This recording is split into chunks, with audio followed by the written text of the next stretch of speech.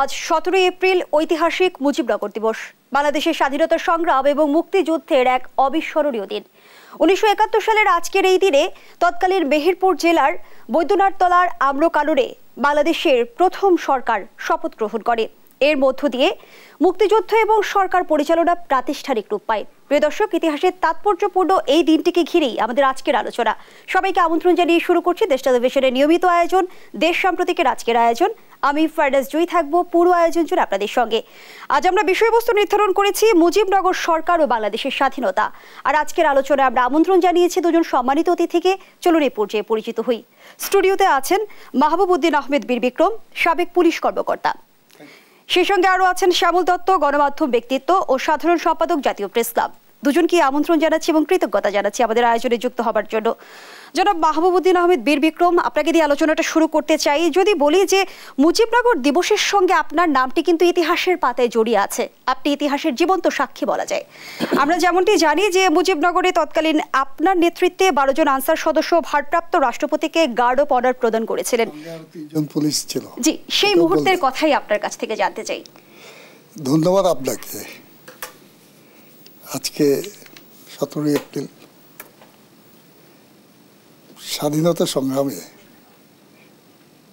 বঙ্গবন্ধু শেখ মুজিবুর রহমান এই বাংলাদেশকে দুটো জিনিস দান করেছেন, সবচেয়ে প্রথম সারির। আর একটা হচ্ছে স্বাধীনতা, আরেকটা হচ্ছে স্বাধীনতার ঘোষণাপত্রের মাধ্যমে পৃথিবীর সামনে বাংলাদেশকে মেলে দেওয়া। তো প্রথম পর্যায়ে বঙ্গবন্ধু শেখ মুজিবুর রহমান বাংলাদেশের স্বাধীনতা ঘোষণা করেছিলেন এবং 25শে মার্চ মধ্যরাতে এবং 26শে মার্চ মধ্যরাতে এবং 25শে মার্চ ও মধ্যরাতের শেষ প্রহরে আর 26শে মার্চের মধ্যরাতের প্রথম প্রহরে, এই দুই সময় দুটো বিশাল ঘটনা ঘটেছিল। তার প্রথম ঘটনাটা হচ্ছে রাত 11:30 কারো মধ্যে 11টা 10:30 যে পাকিস্তান বাহিনী আমাদের উপরে বর্বর অত্যাচার শুরু করেছিল অপারেশন সার্চলাইট নামে। এবং সেই মুহূর্তে বঙ্গবন্ধু স্বাধীনতার ঘোষণা করে সম্পূর্ণ জাতিকে মুক্তিযুদ্ধে সশস্ত্রভাবে ঝাঁপিয়ে পড়ার জন্য হুকুম দিয়েছিলেন। কিন্তু এর আগে 7ই মার্চে তিনি আমাদের এই জাতিকে একতাবদ্ধ করে মুক্তিযুদ্ধ করার জন্য তৈরি হতে, প্রস্তুত হতে বলেছিলেন। তার সবচেয়ে বড় প্রমাণ হচ্ছে তিনি বলেছেন যার হাতে যা আছে তাই নিয়ে রুখে দাঁড়াতে হবে, শেষ শত্রু সৈন্যটি নিশ্চিহ্ন না হওয়া পর্যন্ত লড়াই চালিয়ে যেতে হবে। আর প্রত্যেক গ্রামে, প্রত্যেক মহল্লায় সংগ্রাম কমিটি গড়ে তুলতে হবে। এর মাধ্যমে তিনি কিন্তু একদিকে যারা সশস্ত্র বাহিনী হিসেবে লড়াই করবে তাদেরকে প্রস্তুতির নির্দেশ দিয়েছিলেন। যেমন আমরা পুলিশ, আমাদের সঙ্গে আনসার ছিল, আমাদের সঙ্গে আপনার অন্যান্য আধা সামরিক বাহিনী ছিল। এবং আমরা এই কাজটা 25শে মার্চ রাতেই শুরু করেছিলাম, কারণ 25শে মার্চ রাতে পাকিস্তান বর্বর বাহিনী সর্বপ্রথমে অপারেশন সার্চলাইটটা আমাদের উপর শুরু করেছিল, পুলিশ বাহিনীর উপরে, রাজারবাগ পুলিশ লাইনে, আপনারা সেটা জানেন।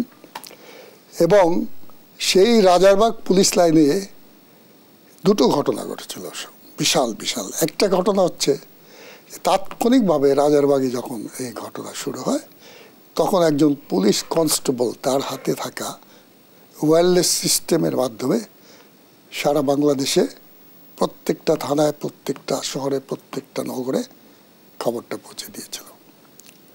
আর একই সঙ্গে যে প্রস্তুতির জন্য বঙ্গবন্ধু নির্দেশ দিয়েছিলেন গ্রামে মহল্লায় সংগ্রাম কমিটি গড়ে তুলতে হবে, সেই সংগ্রাম কমিটির যে সমস্ত লড়াকু রাজনৈতিক নেতৃত্ব এবং যুবক বাহিনী ছিল তারাও কিন্তু এই 7 তারিখের পরে লাঠিসোঁটা নিয়ে বলেন, গাদা বন্দুক নিয়ে বলেন, রাইফেল এবং অন্যান্য সামরিক ট্রেনিং যতটুকু করা সম্ভব তার জন্য প্রস্তুতি নিয়েছিল। এবং আমাদের মতো দু চারজন যারা আমরা বঙ্গবন্ধুর প্রেমিক ছিলাম, আওয়ামী লীগ করতাম, যেমন আমি ছাত্রলীগের নির্বাচিত সহসভাপতি ছিলাম আমার হলে, তো সেই কারণে বঙ্গবন্ধুর সঙ্গে আমার পরিচিতি ছিল। এবং আমি যখন 7ই মার্চের পরে ঢাকা শহর কেন্দ্রিক বিভিন্ন পর্যায়ে আওয়ামী লীগের যে সমস্ত প্রসেশন হচ্ছিল, যে সমস্ত মিছিল হচ্ছিল এবং আন্দোলন হচ্ছিল, সভা সমিতি হচ্ছিল, সেই সমস্ত জায়গায় কিন্তু সব সময় পাকিস্তান সেনাবাহিনীর একটা শকুনের মতো একটা চাহনি ছিল। তারা সবসময় খুঁজছিল কখন এদেরকে দমন করা যাবে। এবং তার প্রথম প্রকাশ ঘটেছিল আপনার 19শে মার্চ, রাইট। এবং সেটা ঘটেছিল আপনার জয়দেবপুরে কিন্তু সাধারণ জনগণ বাঁশের হাতে নিয়ে পাকিস্তান সেনাবাহিনীর পাঞ্জাব এবং বেলুচ রেজিমেন্টের যারা অধিনায়ক ছিল তাদের সম্মুখীন হয়েছিলেন। এবং তাদেরকে নিজেরা গুলি করেননি, কিন্তু তাদের হাত থেকে অস্ত্র ছিনিয়ে নিয়ে গুলির জবাব দেওয়ার মতো প্রস্তুতি নিয়েছিলেন। এবং সেখানে জাহাঙ্গীর আরবাব নামে একজন ব্রিগেডিয়ার ছিলেন, তিনি এটা দায়িত্বে ছিলেন। তিনি কিন্তু সেখানে যদি আমাদের জনগণ তাকে আরও বেশি জোরে বাধা দিত তাহলে সে গুলি করে তাদেরকে হত্যা করত, কিন্তু তিনি সেটা না করে প্রথমে জনগণকে শান্ত করার জন্য এই বাহিনীর সঙ্গে 2জন বাঙালি অফিসার ছিলেন, তাদেরকে বলেছিলেন ওদের পায়ে গুলি করো। এবং সেই পায়ের গুলিতে কিন্তু 4 জন মানুষ মারা গিয়েছে সেদিন। তো সেই চিন্তা যদি আপনারা করেন তাহলে দেখতে পাবেন যে ওই দিনে কিন্তু মুক্তিযুদ্ধ শুরু হয়েই যেত এবং সরাসরি প্রতি আক্রমণ শুরু হয়ে যেত যদি আরবাবকে যদি একই সঙ্গে আমাদের জনগণ গুলি করত। কিন্তু আমাদের জনগণ সেইটা করেনি, পুলিশের উপরে দায়িত্ব ছিল। কিন্তু পুলিশ সেখানে সেনাবাহিনীর বিরুদ্ধে কোনো অবস্থাতেই গুলি ছোড়ার জন্য প্রস্তুত ছিল না। কারণ বঙ্গবন্ধু শেখ মুজিবুর রহমান 1970 সালের ডিসেম্বর মাসে আমাদের দেশে যে গণতান্ত্রিক নির্বাচনটা হয়েছিল সেই নির্বাচনের জাতীয় এবং প্রাদেশিক পর্যায়ে নিরঙ্কুশ সংখ্যাগরিষ্ঠতা অর্জন করে পাকিস্তানের প্রধানমন্ত্রী হওয়ার যোগ্যতা অর্জন করেছিলেন। তারপরেও কিন্তু আমরা দেখেছি যে নির্বাচনী ম্যান্ডেটকে দুমড়ে মুচড়ে দিয়ে কিন্তু হত্যাযোগ্য একটু শেষ করতে দেন, একটু প্রাসঙ্গিক কথা না বললে তো সব জিনিসটা সুন্দর হবে না। তো এখানে বঙ্গবন্ধু যাতে ক্ষমতায় গ্রহণ করতে যেতে না পারে সেই জন্য কিন্তু ইয়াহিয়া খান এবং ভুট্টো আপনার লারকানা কনস্পিরেসি করেছিল। সত্য কথা বলতে গেলে সেখানে তাদের সিদ্ধান্ত হয়েছিল যে শেখ মুজিবুর রহমানকে কোনো অবস্থাতেই ক্ষমতায় যেতে দেওয়া যাবে না, তাতে যদি পাকিস্তান বিভক্ত হয়ে যায় তাদের কোনো আপত্তি নেই। যার জন্য একসময় রব উঠেছিল পূর্ব পাকিস্তানে শেখ মুজিব, পশ্চিম পাকিস্তানে ভুট্টো। এইরকম একটা অবস্থা যখন সৃষ্টি হচ্ছে, কিন্তু তখন কিন্তু আমাদের জনতা বঙ্গবন্ধুর 7ই মার্চের ভাষণের পরে মারমুখী হয়ে গেছে। এবং 17 তারিখের পরে সারা দেশে মোটামুটি বিভিন্নভাবে গাদা বন্দুক নিয়ে বিভিন্ন পর্যায়ে ট্রেনিং শুরু হয়ে গেছে। এবং আমি 18 তারিখে ঢাকা থেকে আমার ঝিনাইদহ সাব ডিভিশনে গিয়ে সেখানে আমার জনগণকে নিয়ে আমি তাদেরকে ট্রেনিং দেওয়া শুরু করেছিলাম। এবং 25 তারিখে যখন বঙ্গবন্ধু বললেন আজ থেকে বাংলাদেশ স্বাধীন, সেই মুহূর্তে আমি আমার হাতিয়ার আমার জনগণের হাতে পৌঁছে দিয়ে তাদের নিয়ে লড়াই করার প্রস্তুতি নিয়েছি, শুধু গুলিটা ছুড়িনি।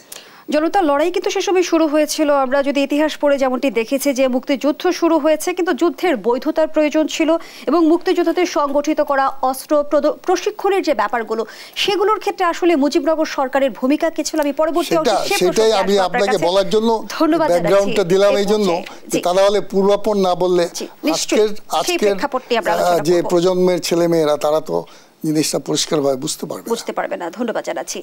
জনাব শ্যামল দত্ত, আপনার কাছে একটু জানতে চাই যে সেই উত্তাল সময় আমরা যদি ৭১ সালের কথা চিন্তা করি, মুজিবনগর সরকার গঠিত হলো এবং তারপরে ১৭ এপ্রিল শপথ গ্রহণ হলো, কতটা জরুরি ছিল বা কতটা গুরুত্বপূর্ণ ছিল সেই সময়ে? বিশ্ব রাজনীতির পর্যালোচনায় এটি একটি অনন্য ঘটনা যে একটি দেশে স্বাধীনতা যুদ্ধ শুরু হওয়ার ১৫ দিনের মাথায় একটি সরকার গঠিত হওয়া এবং সেই সরকারের শপথ গ্রহণ তার ৭ দিন পরেই, অর্থাৎ ১০ই এপ্রিলে মুজিবনগর সরকার গঠিত হলো আর ১৭ এপ্রিল মুজিবনগর শপথ গ্রহণ করলো। এটার একটা যদি বলেন একটা পলিটিক্যাল সায়েন্সের দৃষ্টিতে যে এটি একটি অনন্য ঘটনা, এবং এই কারণেই অনন্য যে এত অল্প সময়ে পৃথিবীর কোনো দেশে এরকম একটা ফরমেশন অফ দ্য গভর্নমেন্ট একই, এবং তার সঙ্গে যেটি আমাদের শ্রদ্ধেয় এসপি মাহবুব সাহেব বললেন যে প্রোক্লেমেশন অফ ইন্ডিপেন্ডেন্স, এই প্রোক্লেমেশন অফ ইন্ডিপেন্ডেন্সে কতগুলো ক্লজ আছে, আমরা কেন স্বাধীনতা ঘোষণা করলাম বিশ্ববাসীকে তো জানাতে হবে। উই আর নট আমরা কোনো বিদ্রোহী কোনো জনগোষ্ঠী না। আমাদের দেশে আমরা ১৯৭০-এর ৭ই ডিসেম্বর যে নির্বাচনটি অনুষ্ঠিত হয়েছে সেটাতে আমরা ম্যান্ডেট পেয়েছি। সে ম্যান্ডেট পাওয়ার পর আমাদেরকে ক্ষমতায় যেতে দেওয়া হচ্ছে না। এইভাবে একটি স্বাধীন জাতিসত্তা কিভাবে তৈরি হলো, প্রোক্লেমেশন অফ ইন্ডিপেন্ডেন্সের সেগুলো দফায় দফায় বর্ণনা করা আছে, অর্থাৎ আমার লিগ্যাল ব্যাকগ্রাউন্ড। এবং এটির এই প্রোক্লেমেশন অফ ইন্ডিপেন্ডেন্স ভিত্তি দিয়েছে মুজিবনগর আপনার প্রবাসী অস্থায়ী সরকার। সেই প্রবাসী অস্থায়ী সরকার শপথ গ্রহণ করলো বৈদ্যনাথতলার আম্রকানন, যেটিকে আমরা এখন বলছি মুজিবনগর। তখন এটার নাম মুজিবনগর ছিল না, এটি বৈদ্যনাথতলার মেহেরপুরের একটা জায়গা। হ্যাঁ, তখন তো চুয়াডাঙ্গা মহকুমার অন্তর্ভুক্ত, যত আমি যদি ভুল না করি। এটা ছিল আপনার কুষ্টিয়া জেলার চুয়াডাঙ্গা মহকুমা। হ্যাঁ, চুয়াডাঙ্গা মহকুমা। আর একটা ছিল মেহেরপুর মহকুমা। এবং এটা খুবই সেই সময় বাংলাদেশের ভূখণ্ডের ভিতরে এসে একটি সরকার শপথ গ্রহণ করছে, এবং বঙ্গবন্ধু সেই সরকারের প্রেসিডেন্ট। কিন্তু উনি না থাকাতে তিনি সিদ্ধান্তটা হয়েছিল, জাস্ট একটু বলে দিই, সিদ্ধান্তটা হয়েছিল যে বঙ্গবন্ধু রাষ্ট্রপতি হবেন, তার অনুপস্থিতিতে কোনো কারণে যদি না থাকতে পারেন তাহলে জনাব সৈয়দ নজরুল ইসলাম উপরাষ্ট্রপতি হিসেবে দায়িত্ব পালন করবেন রাষ্ট্রপতি পরিবর্তে। এবং এরপরে আপনার এই কামরুজ্জামান সাহেব আপনার রিলিফ মিনিস্টার ছিলেন। এবং আম্রকাননটা কেন বেছে নেওয়া হলো? সীমান্তবর্তী একটা এলাকা। হ্যাঁ, শুধু সীমান্তবর্তীর জন্য না, এটা ছিল একটা ঢাকা জায়গা যেখানে ইয়ার থেকে বোঝার উপায় নাই যে এখানে, এবং অত্যন্ত গোপনে। আপনি যদি ভারতীয় অনেক সাংবাদিকের স্মৃতিকথা আছে, তাদেরকে ভোর 4টার সময় কলকাতা প্রেস ক্লাব থেকে নিয়ে আসা হয়েছে, এবং তাদেরকে বলা হয়নি কোথায় নিয়ে যাওয়া হচ্ছে, শুধু বলা হয়েছিল কালকে একটা ঘটনা ঘটবে, আপনারা ভোর 4টার সময় কলকাতা প্রেস ক্লাবে প্রস্তুত থাকবেন। এবং লাইন ধরে সব গাড়িগুলো একসাথে আসলো সীমান্তে এসে ঢুকে গেল বাংলাদেশের ভূখণ্ডে ঢুকে গেল একটা ঘন আম্রকানন। এবং সে আম্রকানন যাতে উপরে কোনো ইয়ার থেকে বোঝাও না যায় যে নিচে কি ঘটছে, এবং এগুলো অত্যন্ত পরিকল্পনা মাফিক করা হয়েছে। আমার খুব লাগে আর কি যে সেই সময়, মানে আজ থেকে ধরেন 53 বছর আগে, ইতিহাসের একটা বড় সমস্যা কি, ইতিহাসকে সেই সময়ের বাস্তবতায় দেখা 53 বছর পর অনেক কঠিন। আমরা এখন থেকে আলোচনা করতে পারবো, কিন্তু যে আবেগ কাজ করেছে, যে ইমোশন কাজ করেছে, যে ধরনের বাস্তবতা কাজ করেছে, বা যে ধরনের গ্রাউন্ড রিয়ালিটি ছিল, সেটা 53 বছরের পরের বাংলাদেশে দাঁড়িয়ে থেকে আজকের একজন নতুন প্রজন্মের পক্ষে উপলব্ধি করা খুবই কঠিন। এটা মানে যারা যুদ্ধ দেখেনি বা যারা যুদ্ধের দামামাটা বোঝেনি, যুদ্ধের তার যে গ্র্যাভিটিটা ফিল করতে পারে না, তাদের পক্ষে উপলব্ধি করাই কঠিন যে আজ থেকে এত বছর আগে একটা প্রবাসী সরকার শপথ গ্রহণ করে ফেললো, সরকার গঠিত হয়ে গেল 10 দিনের মাথায়। এটা পৃথিবীতে এরকম ঘটনা নজিরবিহীন ঘটনা। এবং সেটাই কিন্তু আপনি যে আলোচনাটি একেবারে প্রশ্নটি প্রথমে করেছিলেন, এই একটি সরকার গঠিত হওয়া এবং তার শপথ গ্রহণ এবং স্বাধীনতার প্রোক্লেমেশন, এই সব কিছুই আমাকে সারা পৃথিবীর কাছে একটা লেজিটিমেসি দিছে যে we are A legitimate government. এবং আমার ওপরে চাপিয়ে দেওয়া হয়েছে একটা বর্বরতা, আমার ওপরে চাপিয়ে দেওয়া হয়েছে একটা গণহত্যা, আমার ওপরে চাপিয়ে দেওয়া হচ্ছে অ্যাট্রোসিটি। এই সব কিছুর লেজিটিমেট একটা রাইট আমাদের তৈরি হয়ে গেল কি হিসেবে? আমি কিন্তু নির্বাচিত একটি সরকার, আমাকে জনগণ ভোট দিয়ে ম্যান্ডেট দিয়েছে। ফলে এইটি ছিল পুরো ব্যাকগ্রাউন্ড। এবং এবং ওই দিন সরকার তো শুধু শপথ গ্রহণ করে নাই, সরকারের সঙ্গে মুক্তিবাহিনীর সর্বাধিনায়ক এবং আরও বিভিন্ন অ্যাডমিনিস্ট্রেটিভ অর্ডারও তৈরি হয়ে গেছে। So this is a unique. আমি মনে করবো এই জিনিসগুলো নিয়ে আমাদের আরও গবেষণা হওয়া উচিত। আমরা হয়তো শুধু দিবসটা পালন করি, বাট আপনাকে আজকে একটা তথ্য দিই। আমি আজকে আমাদের তথ্য প্রতিমন্ত্রী একটা তথ্য দিয়েছেন তার ইয়েতে, যে এই যে 17 এপ্রিল মুজিবনগর দিবস, এই দিবসটিকে একটি গুরুত্বহীন দিবস হিসাবে বিবেচনা করে যাতে পালন করা না হয়, বিএনপি আমলে এরকম একটা ক্যাবিনেট ডিসিশন হয়েছিল। এটা এমন কোনো ঘটনা না। আমরা আজকে আলোচনা করছি এই দিবসের গুরুত্ব কতখানি আমাদের জাতীয় জীবনে, কিন্তু এই দিবসকে মানে আপনাকে আন্ডারমাইন করে, এটাকে গুরুত্বহীন করে এটা পালন না করার ক্যাবিনেট ডিসিশন হয়েছিল বিএনপি আমলে। সো এরকম বাস্তবতাও বাংলাদেশে আছে। বাংলাদেশের জন্য অত্যন্ত ট্র্যাজিক বিষয়টা কি, পৃথিবীতে কোনো মৌলিক বিষয় নিয়ে এত বিরোধ নেই। যেমন 17 এপ্রিল তো একটি সরকার শপথ গ্রহণ করেছে, এবং কোন সরকার সেটা? একটা প্রবাসী সরকার। আমরা তো প্রবাসী সরকার বলবো না, আমরা বলবো এটা বাংলাদেশের সরকার, প্রথম সরকার, সেটা যে জায়গাতেই গঠিত হবে হোক, এবং তাদের একটা লেজিটিমেট রাইট আছে। সেই দিনটিও পালন করার ব্যাপারে আমাদের মধ্যে নানা রকম ভিন্নমত আছে। This is very unfortunate situation for Bangladesh. আসলে নতুন প্রজন্ম বিভ্রান্ত হয়তো এই কারণেই। এবং আপনি দেখেন এই দিবসটা কি শুধু আওয়ামী লীগের দিবস? তা তো না। এটি কি শুধু নির্দিষ্ট একটি দলের? তা তো না। এটি বাংলাদেশের জাতীয় জীবনের একটি গুরুত্বপূর্ণ ঘটনা। কয়টা দল পালন করছে, কয়টা দল এই দিনটাকে সেই দৃষ্টিকোণ থেকে দেখে, গুরুত্বের দৃষ্টিকোণ থেকে দেখে। এবং এটি আমাদের জন্য খুব দুঃখজনক। ওই জন্যই ভবিষ্যৎ প্রজন্মের জন্য আরও বেশি করে এই ইতিহাস চর্চাটা খুবই জরুরি, যে আমরা কিসের উপরে দাঁড়িয়ে আছি, কোনটা আমাদের আসলে ভিত্তি, কোনটা আমাদের জাতীয় জীবনের অত্যন্ত গুরুত্বপূর্ণ ঘটনা। এই যে একটা সরকার গঠিত হলো 10 তারিখ, কি অত্যন্ত পরিকল্পনা মাফিক 17 তারিখ সূর্যোদয়ের পরপরই একটা ওনাদের মতো বীর মানুষরা মার্চ পাস্ট করে সেই সরকারকে সালাম দিচ্ছে, শপথ নিচ্ছে সরকার। এটা একটা ঐতিহাসিক, এটা ভাবতে গেলেও তো মানুষের এটিও তো আসলে ভাববার বিষয় যে জাতীয় জীবনে তো মুজিবনগর দিবস প্রতি বছরই ফিরে আসে। আমরা এবার 53তম প্রতিষ্ঠা বার্ষিকী কিন্তু পালন করছি, কিন্তু সার্বজনীন কেন আমরা করতে পারলাম না? এর পেছনের কারণগুলো কি? আমি সে প্রসঙ্গে আসবো। বিরতির সময় রয়েছে, আমি বলবো এগুলো ওই জায়গাটা। দর্শক, দেশাপ্রতীকের এই পর্যায়ে একটা বিরতি নিচ্ছি, আমাদের সাথেই থাকুন।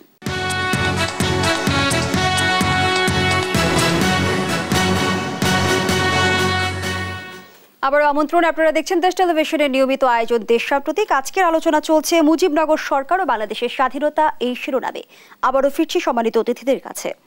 জনাব মাহবুবউদ্দিন আহমেদ বীর বিক্রম, যে আলোচনায় আমরা ছিলাম, আপনি বলছিলেন প্রতিরোধ যুদ্ধের কথা, কিন্তু আমরা তো জানি যে কোনো যুদ্ধের একটা বৈধতার প্রয়োজন হয়, এবং সেই সময় আসলে মুক্তিযোদ্ধাদের সংগঠিত করা, অস্ত্র সুরক্ষা, প্রশিক্ষণের যে বিষয়গুলো, এবং প্রয়োজন ছিল আসলে কূটনৈতিক পদক্ষেপ এবং আন্তর্জাতিক সমর্থন জোগাড় করা, এই বিষয়ে আসলে মুজিবনগর সরকার সে সময় কি ভূমিকা পালন করেছে?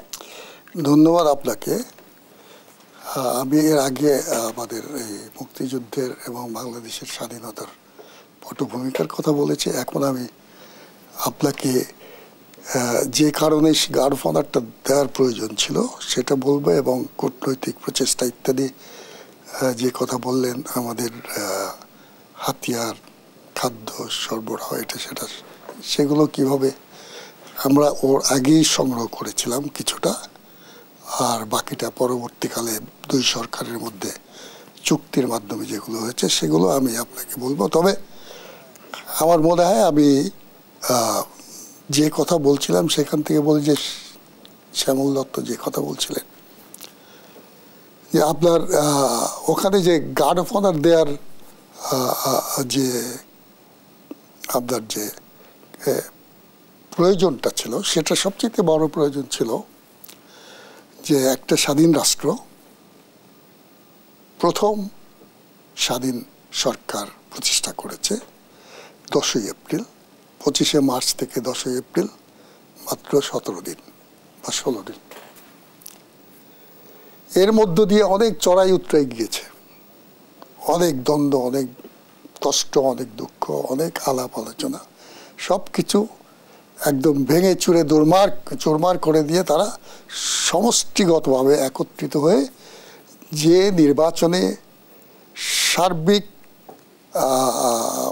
বিজয়ের মাধ্যমে যে নিরঙ্কুশ সংখ্যাগরিষ্ঠতার মাধ্যমে যে সরকারটা গঠন করা হয়েছিল সেই সরকারটা গঠন হয়েছে। এই সরকারটা গঠন করার পেছনে আরেকটু ইতিহাস বলতেই হয়, কারণ 29-30 এই 2 দিন বাংলাদেশের ইতিহাসে অত্যন্ত গুরুত্বপূর্ণ। কারণ এই 2 দিন জনাব তাজউদ্দিন আহমেদ এবং তার ঘনিষ্ঠ বন্ধু জনাব ব্যারিস্টার আমিরুল ইসলাম, এই দুজন সৌভাগ্যক্রমে আমার এই অ্যাক্সিস দিয়ে মানে ঢাকা থেকে ফরিদপুর হয়ে নবাবগঞ্জ হয়ে পদব্রজে কখনো নৌকায়, কখনো ঘোড়ার গাড়িতে, কখনো পায়ে হেঁটে আপনার নদী পার হয়ে তারা ঝিনাইদহতে গিয়ে আমার ওখানে পৌঁছেছিলেন 29 তারিখ সকাল 11টায়। এটা হলো মার্চ মাসের 29 তারিখ। এর মধ্যে 26শে মার্চ কিন্তু শুরু হয়ে গেছে। আমরা লড়াইয়ের প্রস্তুতি নিয়েছি, যে কথা আগেই বলেছি। আমার 400 রাইফেল আমি জনগণকে দিয়েছি। আমার সঙ্গে ইপিআর সংযুক্ত হবে এরকম একটা অবস্থা সৃষ্টি হয়ে গেছে। কারণ তখনও ইপিআর বাংলাদেশের বিওপি অর্থাৎ বর্ডার আউটপোস্ট পাহারা দিচ্ছে। কিন্তু যখন 26 তারিখে পুলিশের উপরে আক্রমণ হলো, তাৎক্ষণিকভাবে ইপিআর এর ওই সীমান্তে, অন্য সীমান্তের খবর আমি বলবো না কারণ আমি সেগুলো নিজে দেখিনি, এগুলো আমি দেখেছি, ওই সীমান্তে পাকিস্তানি যারা ছিল তাদের ক্যাপ্টেন 2 জনকে হত্যা করেছে, আর বাকি 3-4 জন বিহারি ছিল তাদেরকে হত্যা করেছে। তার আগে তো পিলখানায় আক্রমণ হয়ে গেছে। এখানে পিলখানায় তো আক্রমণ হয়েছে, রাজারবাগের আক্রমণ হয়েছে, ঢাকা শহরে আক্রমণ হয়েছে, আপনার পুলিশের সবগুলো ফাঁড়ি থানায় আক্রমণ হয়েছে, শাঁখারী বাজারে আক্রমণ হয়েছে, সমস্ত বস্তিতে এগুলো সব হয়েছে। কিন্তু একমাত্র প্রতিরোধ করার সুযোগ পেয়েছিল পুলিশ, কারণ পিলখানায় সম্ভব ছিল না। পিলখানায় সমস্ত অফিসাররা ছিল পাঞ্জাবি এবং তাদের সমস্ত ওয়্যারলেস সিস্টেমকে ডেড করে রাখা হয়েছিল, যার জন্য খবরটা একমাত্র পুলিশ বাহিনী দিয়েছিল তাদের ওয়্যারলেসের মাধ্যমে সারা বাংলাদেশে। এবং এই কারণে আপনি যদি একটু ইতিহাস করেন, ওই 25 তারিখ থেকে 5 তারিখের মধ্যে কমপক্ষে 17 থেকে 18 জন সিনিয়র পুলিশ অফিসারকে হত্যা করা হয়েছে। তাদের একটাই দোষ ছিল, যারা প্রত্যেকে তাদের নিজ নিজ ডিস্ট্রিক্টে পুলিশ বাহিনীকে সঙ্গে নিয়ে জনগণকে একত্রিত করে আর্মির বিরুদ্ধে লড়াইয়ে নেমেছিল এবং সেই লড়াইয়ে সরাসরি যুদ্ধ করার কারণে এই লোকগুলো ধরা পড়েছে, অথবা পালিয়ে যেতে পারেনি, অথবা গুলি খেয়েছে।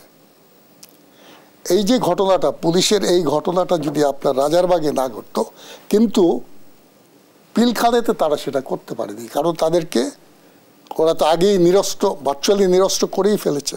কারণ কোর্ট তো আর ইচ্ছা করলেই খোলা যায় না, সেও তাদের অফিসাররা সেটা আগে টের পেয়েছে, তাদেরকে সেভাবে প্রস্তুতি করেছে, যার জন্য পিলখানাতে তারা মরেছে কিন্তু প্রতিবাদ করতে পারে নাই। ঢাকা শহরের অন্য কোনো জায়গায় বস্তিতে মানুষ প্রতিবাদ করতে পারে নাই, গুলি খেয়েছে। একমাত্র রাজারবাগে পুলিশ পাল্টা গুলি করেছে, প্রতিরোধ করেছে, রাত 3:30 পর্যন্ত লড়াই করেছে। তাদের সমস্ত স্থাপনা, তাদের জায়গা, থাকার জায়গা, বাড়িঘর সব উড়িয়ে দিয়েছে, আগুন লাগিয়ে দিয়েছে, যাকে পেয়েছে তাকে গুলি করে হত্যা করেছে। আপনার সারা বাংলাদেশে 1000-এর অধিক পুলিশ সদস্য মারা গিয়েছিল আপনার এই 9 মাসে, কিন্তু একদিনে মারা গিয়েছে 125 জন শুধু কনস্টেবল। আর আপনার প্রথম 2-3 দিনের মধ্যে আপনার এই 18 থেকে 19 জন সিনিয়র অফিসার, একজন ডিআইজি, 5 জন SP, additional SP, sub divisional police officer, inspector, এই জাতীয় অফিসার, এটা এত অল্প সময় এত লোক কিন্তু মুক্তিবাহিনীর মাধ্যমেও বাংলাদেশের স্বাধীনতা যুদ্ধের প্রথম পর্যায়ে সেই ঘটনা ঘটেনি।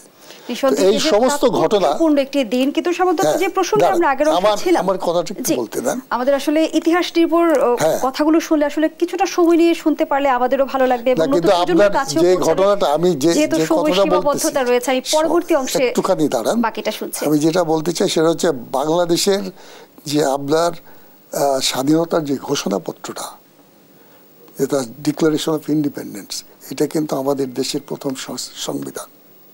এই সংবিধানের ভিত্তিতে বাংলাদেশে বঙ্গবন্ধু ফিরে আসার আগ পর্যন্ত রাষ্ট্র চলেছে। বঙ্গবন্ধু ফিরে আসার পরে প্রথমে তিনি আমাদের জন্য সংবিধান দিয়েছেন, কত অল্প সময়, উনি আরো ভালো বলতে পারেন। 4 নভেম্বরের মধ্যে এই যে ঘটনাটা ঘটেছে, এটা একটা অস্বাভাবিক ঘটনা। একমাত্র আমেরিকান ওয়ার অফ ইন্ডিপেন্ডেন্সে তারা যুদ্ধ করেছে, আর 1 বছর বসে তাদের কনস্টিটিউশন তৈরি করেছে। আমরা তাদের ডিক্লারেশন অফ ইন্ডিপেন্ডেন্স 1 বছর পরে আমরা দিয়েছি মাত্র 5 দিন যদি ধরেন, আর ওই 17 আর 5 22, এই 22 দিনে আমরা সম্পূর্ণ কাজটা করে আমরা ওই বৈধতার জন্য গার্ড অফ অনারের প্রয়োজন ছিল, সেই বৈধতা দেওয়ার জন্য গার্ড অফ অনার দিয়েছি, এবং গার্ড অফ অনার দিয়ে ডিক্লারেশন অফ ইন্ডিপেন্ডেন্স পাঠ করে সারা পৃথিবী থেকে অন্তত 10-12 জন অত্যন্ত নামি দামি সাংবাদিক সেই অনুষ্ঠানে উপস্থিত ছিলেন।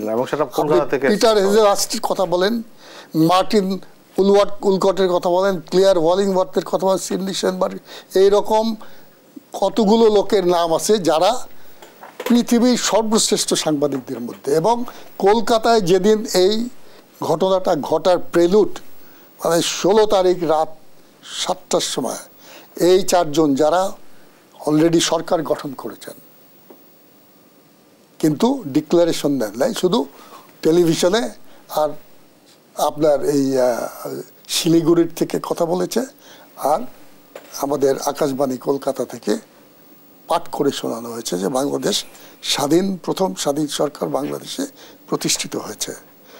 তাদেরকে বৈধতা দেওয়ার জন্য একটা ব্যাটালিয়ন কমান্ডো তৈরি করেছিল ইন্ডিয়ান আর্মি, এবং বলেছে সকাল 7টার সময় তাদেরকে এসকর্ট করে, কোনো সরকারি গাড়ি ব্যবহার করে নাই, প্রাইভেট গাড়ি ব্যবহার করছে যাতে পাকিস্তানিরা বুঝতে না পারে, এবং তাদেরকে প্রায় 200-250 মাইল সকাল 4টা থেকে তাদের কর্ডন করে নিয়ে এসছে, বৈদ্যনাথ তলায় 11টার সময় পৌঁছেছে।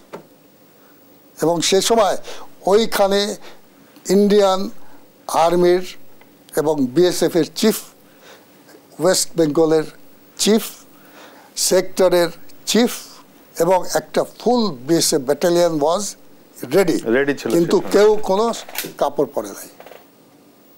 এবং Indian air force was stand by, Indian army was stand by. তারপরেও জায়গাটা এমনভাবে নিয়েছে যে ওখান থেকে আপনার 50 মাইল দূর থেকে, কেন 2 মাইল দূর থেকেও দেখা সম্ভব না যে ইতিহাসের জীবন্ত সাক্ষী বলেই কিন্তু এই ঘটনাগুলো আপনার চোখে এখনো খুব জলজ্বলে। সেই জন্যই আমি বলতে চাচ্ছি, আবারও বিরতির সময় হয়েছে, বিরতি নিয়ে ফিরছি। প্রিয় দর্শক, দেশান্তর্গত রিপোর্টে আবারও বিরতিতে যাচ্ছি, আমাদের সাথেই থাকুন।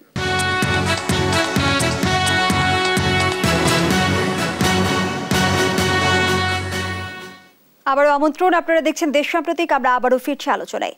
শ্যামল দত্ত, আগের অংশে যে প্রশ্নটি আপনার কাছে ছিল যে আমাদের জাতীয় ইতিহাসে কিন্তু মুজিবনগর দিবস নিঃসন্দেহে একটি গৌরবময় দিন, কিন্তু 53 বছর পরেও আমরা কেন এই দিবসটিকে সার্বজনীন করতে পারিনি? তার প্রধান কারণ 1975 সালে যখন জাতির পিতা বঙ্গবন্ধু শেখ মুজিবুর রহমানকে সপরিবারে হত্যা করা হলো, তখন তো মুজিবনগরের চেতনা বিরোধী একটি সরকার ক্ষমতায় চলে আসলো, এবং মুক্তিযুদ্ধের চেতনা বিরোধী সরকার ক্ষমতা আসলো। তখন তো মুক্তিযুদ্ধ নিয়ে কথাই বলা যেত না। 75 থেকে 96 পর্যন্ত একটা লম্বা সময় দুটো জেনারেশন বাংলাদেশে বড় হয়েছে মিস ইন্টারপ্রেটেড এবং মিস ইনফর্ম এবং ভুল ইতিহাস নেই। সেটা কারেকশন করতে আপনাকে অন্তত আরো 50 বছর লাগবে। যদি টানা মুক্তিযুদ্ধের সরকার ক্ষমতায় থাকে তাহলে এটা সম্ভব। কি ছিল 75-এর পরে? মুক্তিযুদ্ধের কথা বলা যাবে না, একটা দেশের সরকার কি করে সিদ্ধান্ত নিতে পারে যে 17 এপ্রিল দিবসটি পালন করা যাবে না? এরকম ঘটনা বাংলাদেশে ঘটেছে এবং এটা এই স্বাধীন বাংলাদেশেই ঘটেছে।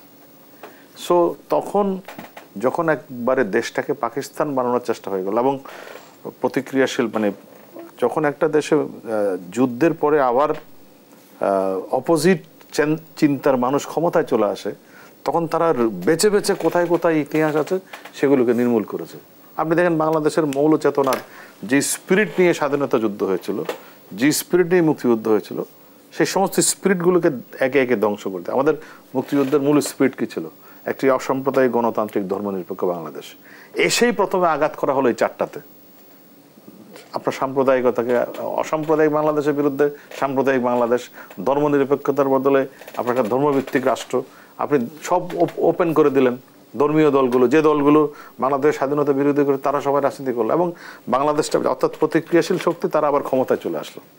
নামে ছিল আসলে এটা একটা বঙ্গবন্ধু হত্যার পর একটা বাংলাদেশ সরকার, আসলে ছিল তো পুরো পাকিস্তানি। আমরা নাহলে 15 আগস্টে বঙ্গবন্ধুকে হত্যার পর যে সমস্ত দেশ স্বীকৃতি, যারা এতদিন স্বীকৃতি দেয় নাই, তারা স্বীকৃতি দেওয়া শুরু করলো। সৌদি আরব থেকে শুরু করে, চীন থেকে শুরু করে সব দেশ, যারা আমাদের মুক্তিযুদ্ধ বিরোধিতা করেছে। তো আপনি কি করে সঠিক ইতিহাস জানবেন? তারপর তো টানা একটা লম্বা মিলিটারি রেজিম, একবার জিয়া রহমানের সরকার, একবার এরশাদের সরকার, একবার খালেদার সরকার, সবই তো আসলে কন্টিনিউশন অফ একটা মিলিটারি রেজিম 96 পর্যন্ত। তারপর একটা সরকার মাত্র ক্ষমতা আসলো, আবার অ্যাগেইন আপনি ওই একই রেজিমে পড়ে গেলেন। বাংলাদেশে এই 2001 থেকে 2006-তে জামাত ইসলামী বাংলাদেশের মন্ত্রী, যারা স্বাধীনতা বিরোধিতা করেছে। তা আপনি কি করে সঠিক ইতিহাস আজকে এই নতুন প্রজন্ম জানবে? জামাত ইসলামী ক্ষমতায় চলে আসলো, অলমোস্ট মন্ত্রিত্বে চলে আসলো ওরা, যা ওদের গাড়িতে জাতীয় পতাকা। এবং সেই জামাত ইসলামী এখন বাংলাদেশে রাজনীতি করছে এবং সেই জামাত ইসলামী রাজনীতি করার জন্য বহু গণতান্ত্রিক দেশ পৃথিবীর তথাকথিত, তারা আবার ওকালতিও করে এই জামাতকে রাজনীতি করতে দিতে হবে।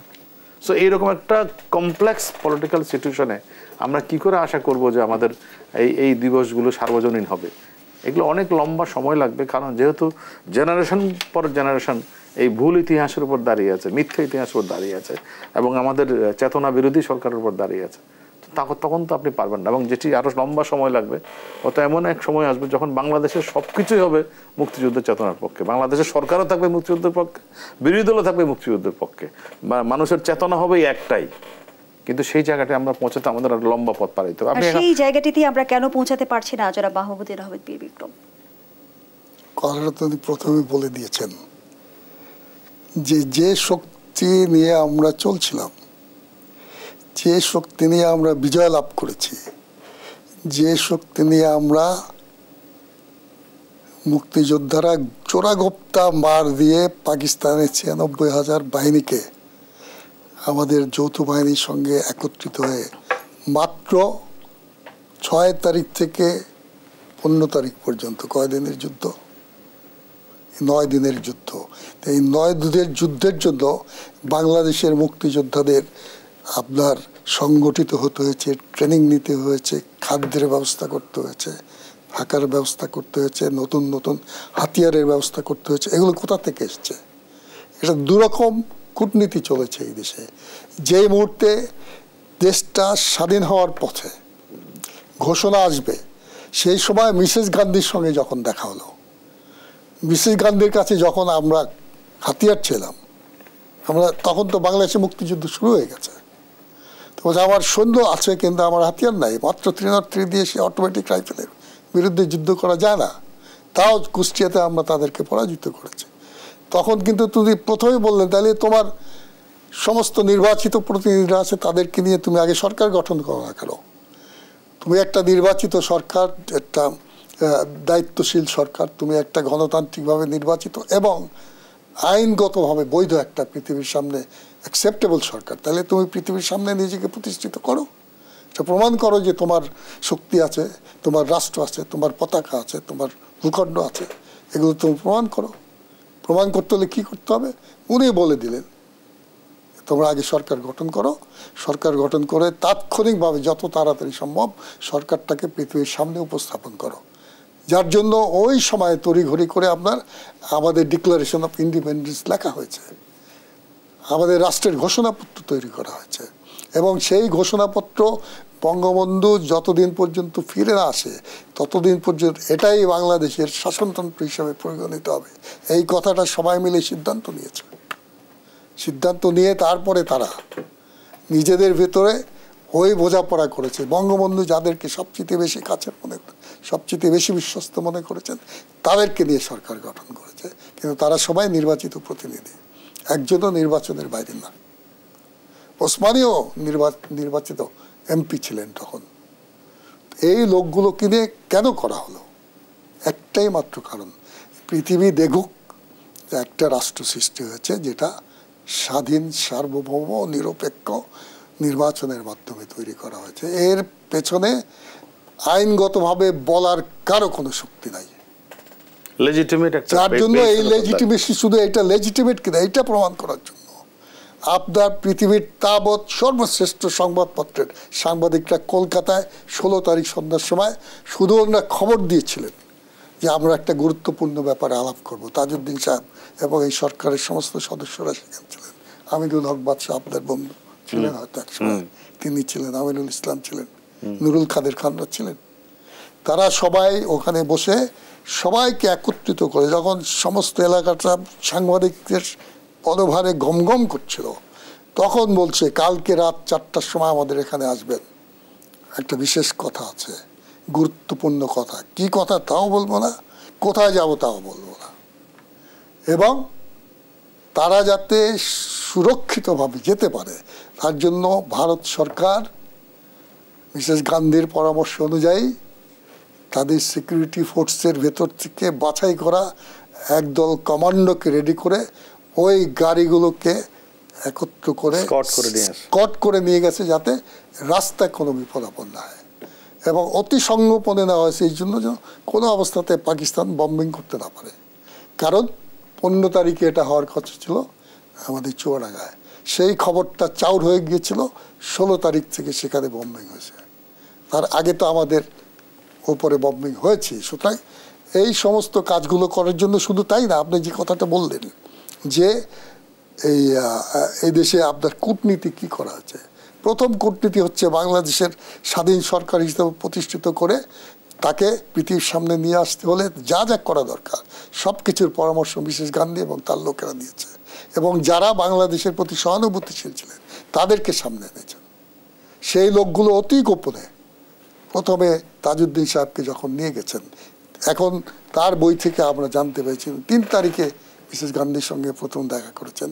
সেখানে তিনি প্রথমেই জিজ্ঞেস করেছিলেন তোমরা কে কোথায় আছো, তারপরে ওনারা বলেছেন যে আমাদের আগে হাতিয়ার দাও। বলছে হাতিয়ার এটা সেটা যা সব দেব, কিন্তু তুমি আগে সরকার গঠন করো। এবং ওই জন্য তিনি পার্লামেন্টে গিয়েছেন 27শে মার্চ এবং 31শে মার্চ। ইন্ডিয়ান পার্লামেন্টে বলে দিয়েছেন যে বাংলাদেশে যারা লড়াই করতেছে পাকিস্তানিদের বিরুদ্ধে, তারা তাদের স্বাধীনতার জন্য, ফান্ডামেন্টাল রাইট প্রতিষ্ঠা করার জন্য লড়াই করছে, আমরা তাদেরকে সাহায্য করব, এবং সমগ্র জাতি তার সঙ্গে দাঁড়িয়ে গেছে। এতগুলো কাজ তো কূটনীতির কারণেই হচ্ছে, সরকার প্রাতিষ্ঠানিক রূপ পায় এই দিনে, এই সমস্ত কারণে। এবং এই কারণেই 7th ফ্লিট 16ই ডিসেম্বর যখন আক্রমণ করার জন্য উদ্যত হলো, তার আগে 7th ফ্লিট যখন মুভ করেছে ঠিক সেই সময় 8th আর্মাডা রাশিয়ার থেকে মুভ করেছে, কারণ রাশিয়ার সাথে ইন্ডিয়া মৈত্রী চুক্তি করেছে, যদি আমি আক্রান্ত হই তাহলে তুমি মনে করবা তুমি আক্রান্ত হয়েছ। সেই চুক্তির ভিত্তিতে আর্মাডা যখন ভারত মহাসাগরে এসছে ওরা পালিয়ে গেছে। এতগুলো কাজ করার কারণেই এই দেশটা স্বাধীন হয়েছিল।